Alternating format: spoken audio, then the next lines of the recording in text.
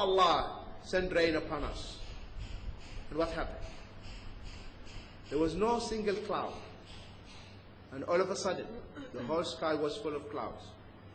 It started to rain. While the Prophet ﷺ on top of the pulpit, the minbar, giving the khutbah. And because the roof was made of wood, started to leak, and the drops of water, the droplets of rain were falling on his beard.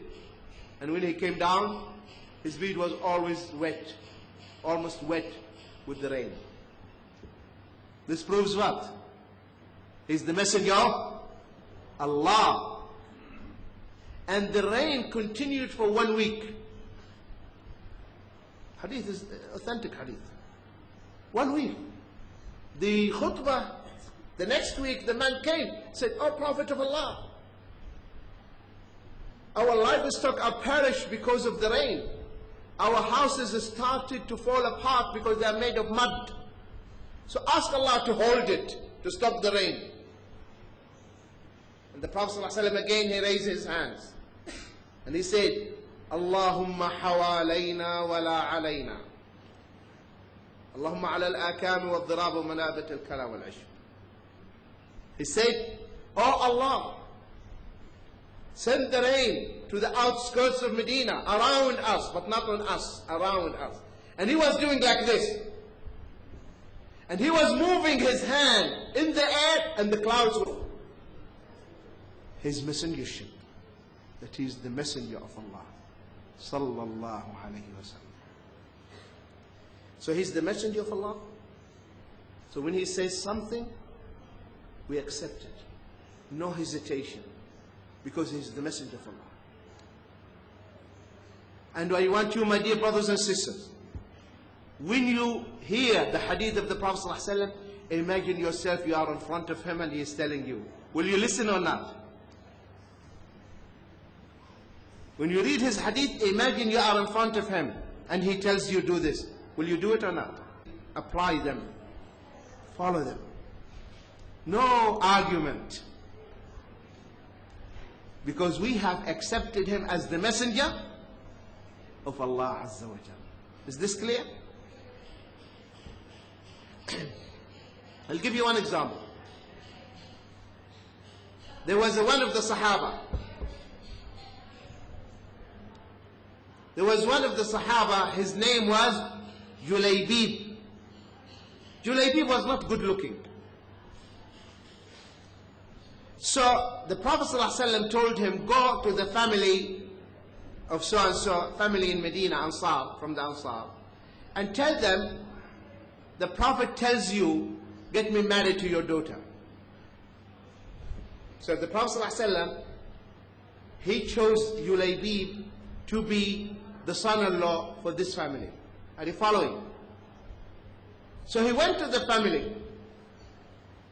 The husband and the wife, they were discussing.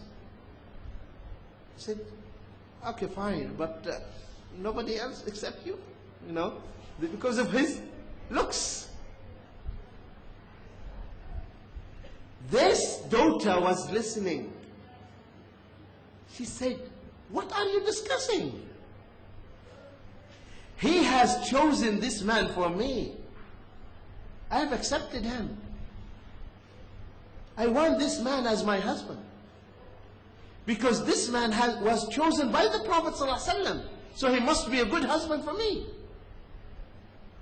And you are discussing the choice of the Prophet? Are you following? So this is the Iman. Something the Prophet decided for me. That's it. I have no choice. And it must be the good choice. See, imagine the Prophet ﷺ tells you, "I have chosen this for you." Will you accept it or not? Subhanallah. This is his choice for you. So always remember that he is the servant of Allah, so we should not go to the extreme and worship him like the Christians did with Christ. So he's the servant of Allah. Unfortunately, some Muslims, may Allah guide them, they also go to the extreme. And they say, "Prophet Muhammad, he knows. this unseen. He knows the ghaib. Prophet Muhammad is made of light. Prophet Muhammad comes. What is this? Who told you this? Who told you he's light? The Quran says that he's a human being like you. Only the malaika are created from light, not a human being. Some Muslims, they say Prophet Muhammad was created before anyone. That Prophet Muhammad was created before his father Adam. A big problem. That the child exists before the father. This is more complicated than Trinity.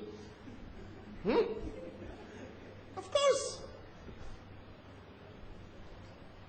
Some, they say Prophet Muhammad was the one with Musa, not Khidr that was Prophet Muhammad. What is this nonsense? This is what Prophet Muhammad was warning us. Don't go to the extreme. Some Muslims today, they say, you know, they get together and they say this is dhikr. And then they get up, all of them, and they say the Prophet comes now. The Prophet comes, yes. Himself. Subhanallah. He comes out of his grave. Yes, he comes out of his grave. Why didn't he come when Uthman was under threat? Why didn't he come to save the life of Uthman? What is more important? To come to your circles or to save the blood of Uthman? Why didn't he come to stop Ali and Muawiyah from killing each other? What is more important? Why didn't he come to stop Aisha from going to Iraq? What is more important? See? People, they don't even use the common sense. They talk irrational. So this is what the Prophet ﷺ was warning us. Don't go to the extreme like those who preceded you, the Christians. And Muslims, they go to the extreme nowadays regarding Prophet Muhammad ﷺ. And that's not love. The true love for Prophet Muhammad ﷺ is to follow him. To follow the Prophet ﷺ. To follow his sunnah. And you know what? The shayateen can deceive the people. You know Imam Abdul Qadir Jilani, rahimahullah. Imam Abdul Qadir Jilani is one of the scholars of Islam. Upon Kitab and Sunnah. Don't believe what the people are saying. And he was praying tahajjud at night, Imam Abdul Qadir rahimahullah. And the shaitan came to him and said, "Oh Abdul Qadir, you are my slave, you are my servant, and I am Allah. There is no need for you to pray anymore." And there was light. Light appeared and the voice came. But he was alim, imam. He knew it was the shaitan. He said, "By Allah, are you Allah?" No reply came. No voice. And after that the voice came back. "By Allah, you escaped. I cannot fool you. I cannot trick you. I have fooled many people because of this." People thought that really they saw Allah, or Allah was talking to them. When in reality, who was talking to them? Shaitan. The shaitan. And you will hear, for instance, some non-Muslim, they will tell you, this idol, he opens his eyes. And we've seen that. They will say, we've seen his eyes open, and he's moving his arm. And it can't be true. But who was moving the eyes? And who was moving the arm? What appeared to them? A shaitan is moving his arm, and they thought it is the arm of the idol. A shaitan moving his eyes, and they thought this is the eyes of the idol. Many years ago, in a place, I will not mention the name, they said the idol was drinking milk. And there was shortage in the country of milk. The idols were thirsty for milk.